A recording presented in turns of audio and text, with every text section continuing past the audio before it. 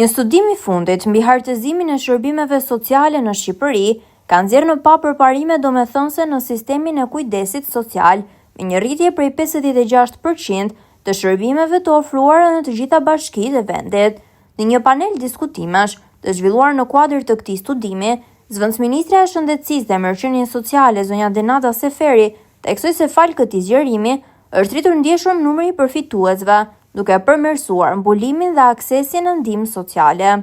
Pjesë e këtij paneli ishte edhe kryetaria e Bashkisë Lushnjë zonja Riselda Sefa, e cila ndau përvojën dhe angazhimet e bashkisë në ofrimin e shërbimeve për grupet më në nevojë.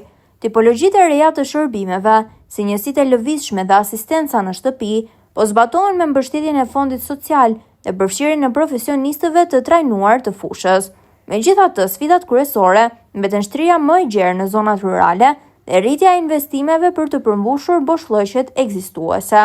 Ky proces është pjesë e programit të përbashkët të OKB-s, askush të mos mbetet pas, i financuar nga qeveria e Zvicrës dhe zbatuar nga UNDP, UNICEF, UNFPA dhe UN Women në partneritet me Ministrinë e Shëndetësisë dhe Mërqenies Sociale.